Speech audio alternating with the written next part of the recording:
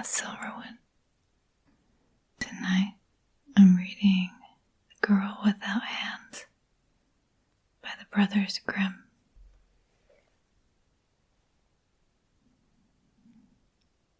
A certain miller had little by little fallen into poverty and had nothing left but his mill and a large apple tree behind it.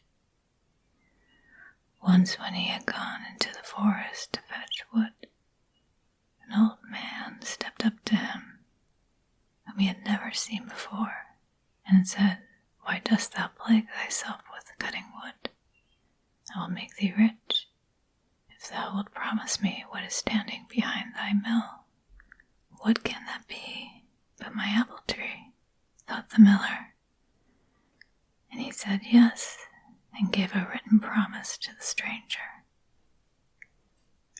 He, however, laughed mockingly and said, "When 3 years have passed, I will come and carry away what belongs to me." And then he went.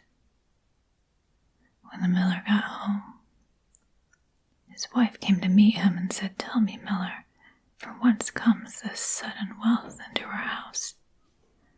All at once every box and chest was filled. No one brought it in. I know not how it happened. He answered, "It comes from a stranger who met me in the forest and promised me great treasure. I, in return, have promised him what stands behind the mill. We can very well give him the big apple tree for it."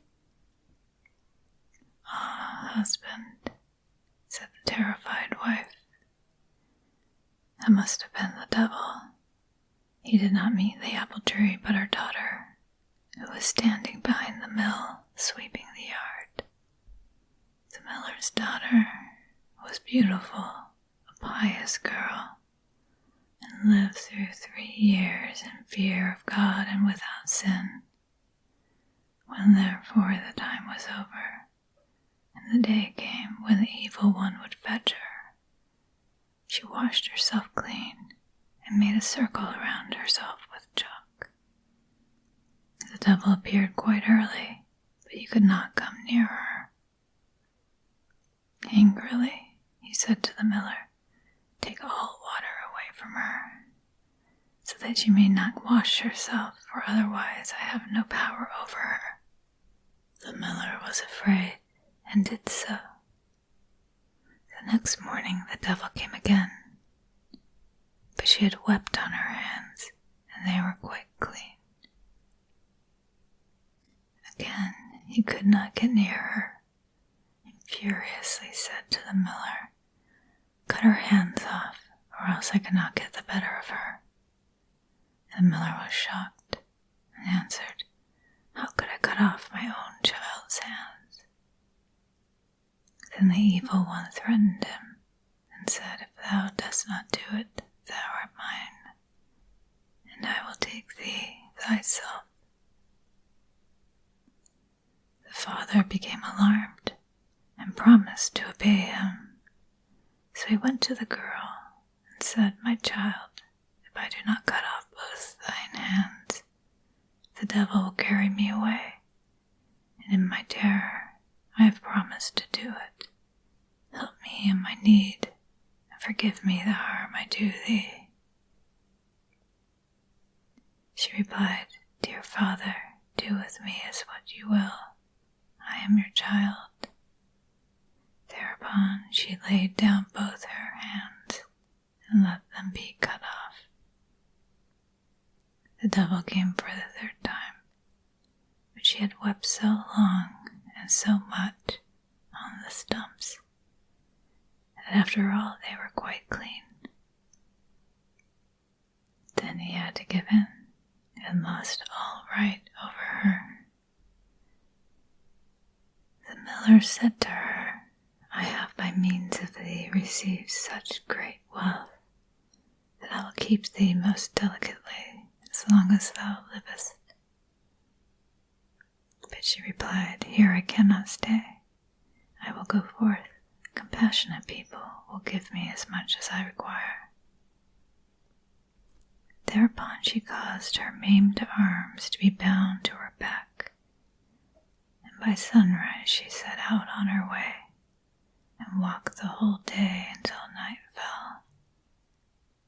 Then she came to a royal garden, and by the shimmering of the moon she saw the trees covered with beautiful fruits, but she could not enter, for there was much water around it. And as she had walked the whole day and not eaten one mouthful, hunger tormented her. She thought, "Ah, if I were but inside, then I might eat of the fruit, else I might die of hunger." Then she knelt down, called on God, and prayed. And suddenly an angel came towards her, who made a dam in the water, so that the moat became dry, and she could walk through it. And now she went into the garden, and the angel went with her. She saw a tree covered with beautiful pears, but they were all counted. Then she went to them, and to still her hunger, ate one with her mouth from the tree, but no more. The gardener was watching, but as the angel was standing by, he was afraid and thought the maiden was a spirit. And he was silent, neither did he dare to cry out or to speak to the spirit. When she had eaten the pear, she was satisfied, and went and concealed herself among the bushes. The king to whom the garden belonged came down to it the next morning, and counted, and saw that one of the pears was missing. He asked the gardener what had become of it, as it was not lying beneath the tree, but it was gone. Then answered the gardener, "Last night a spirit came in who had no hands, and ate off one of the pears with his mouth." The king said, "How did the spirit get over the water? Where did it go after it had eaten the pear?" The gardener answered, "Someone came in a snow-white garment, who made a dam and kept back the water, that the spirit might walk through the moat. And as it must have been an angel, I was afraid, and asked no questions, and did not cry out. When the spirit had eaten the pear, it went back again." The king said, "If it be as thou sayest, I will watch with thee tonight." When it grew dark, the king came into the garden, and brought a priest with him, who was to speak with the spirit. All three seated themselves beneath the tree and watched. At midnight the maiden came creeping out of the thicket, and went to the tree, and again ate one pear off of it with her mouth. And beside her stood the angel in white garments. Then the priest went out to them and said, "Comest thou from heaven or from earth? Art thou a spirit or a human being?" She replied, "I am no spirit, but an unhappy mortal deserted by all but God." The king said, "If thou art forsaken by all the world, then I will not forsake thee."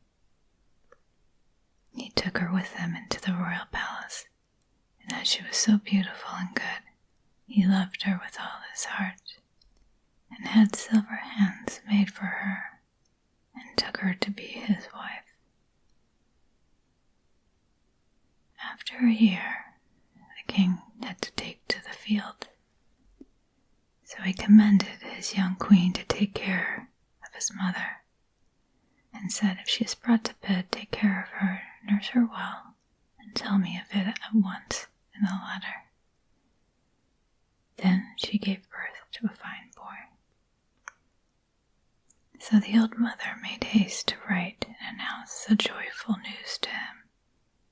But the messenger rested by a brook on the way, and he was fatigued by the great distance, so he fell asleep. Then came the devil, who was always seeking to injure the good queen, and exchanged the letter for another, in which it was written that the queen had brought a monster into the world. When the king read the letter, he was shocked and much troubled, but he wrote in answer that they were to take great care of the queen and nurse her well until his arrival. The messenger went back with the letter, but rested at the same place, and again fell asleep. Then came the devil once more, and put a different letter into his pocket, in which it was written that they were to put the queen and the child to death. The old mother was terribly shocked when she received the letter, and could not believe it. She wrote back to the king, but received no other answer, because each time the devil substituted a false letter, and in the last letter it was also written that she was to preserve the queen's tongue and eyes as proof that she had obeyed. But the old mother wept to think such innocent blood would be shed, and had a servant brought by night and cut out her tongue and eyes and kept them. Then she said to the queen, I cannot have thee killed as the king commands, but here thou mayst stay no longer. Go forth into the wide world with thy child, and never come here again. The poor woman tied the child onto her back, and went away with eyes full of tears. She came into a great wild forest, and then she fell on her knees and prayed, and the angel appeared to her and led her to a little house on which was a sign with the words, Here all dwell free. A snow white maiden came out of the little house and said, Welcome, Lady Queen, and conducted her inside. Then they unbound the little boy from her back, and held him to her breast that he might feed, and then laid him in a beautifully made little bed. Then said the poor woman, How did you know that I was a queen? And the white maiden answered, I am an angel sent by God to watch over thee and thy child. The queen stayed 7 years in the little house, and was well cared for, and by God's grace, because of her piety, her hands, which had been cut off, grew once more. At last the king came home again from the war, and his first wish was to see his wife and child. His mother began to weep, and said, Thou wicked man, why didst thou write to me, that I was to take those 2 innocent lives? And she showed him the 2 letters which the evil one had forged, and then continued, I did as thou badest me. And she showed him the tokens, the tongue and the eyes. Then the king began to weep for his poor wife and his son so much more bitterly than she was doing, that the aged mother had compassion on him, and said, Be at peace, she still lives. I secretly caused a servant to be killed, and took these tokens from her. But I bound the child to the wife's back, and bade her to go forth into the wide world, and made her promise never to come back here again, because you were so angry with her. Then spoke the king, I will go as far as the sky is blue, and will neither eat nor drink until I have found again my dear wife and my child. Thereupon the king traveled for 7 long years, and sought her in every cleft of the rocks and in every cave, but he found her not, and thought she had died of want. During the whole of this time, he neither ate nor drank, but God supported him. At length he came into a great forest, and found therein the little house whose sign was, Here all dwell free. Then forth came the white maiden, who took him by the hand and led him in, and said, Welcome, Lord King, and asked him from whence he came. He answered, Soon shall I have traveled about for the space of 7 years, and I seek my wife and her child, but cannot find them. The angel offered him meat and drink, but he did not take anything. He only wished to rest a little. Then he lay down to sleep and put a handkerchief over his face. Thereupon the angel went into the chamber where the queen was sat with her son, whom she usually called Sorrowful, and said to her, Go out with thy child, thy husband hath come. So she went to the place where he lay, and the handkerchief fell from his face. And then said she, Sorrowful, pick up thy father's handkerchief to cover his face again. The child picked it up and put it over his face. The king in his sleep heard what passed, and had pleasure in letting the handkerchief fall once more. But the child grew impatient, and said, Dear mother, how can I cover my father's face when I have no father in this world? I have learned to say the prayer, Our Father which art in heaven, but thou hast told me that my father was in heaven, and he was good. So how can I know a wild man like this? He is not my father. When the king heard that, he got up and asked who they were. Then said she, I am thy wife, and that is thy son, Sorrowful. And he saw her living hands and said, My wife has silver hands. And she answered, The good God caused my natural hands to grow again. And the angel went into the inner room and brought the silver hands and showed them to him. Hereupon he knew for a certainty that it was his dear wife and his dear child, and he kissed them and was glad, and said, A heavy stone has fallen from my heart. Then the angel gave them one meal with her, and after that they went home to the king's aged mother.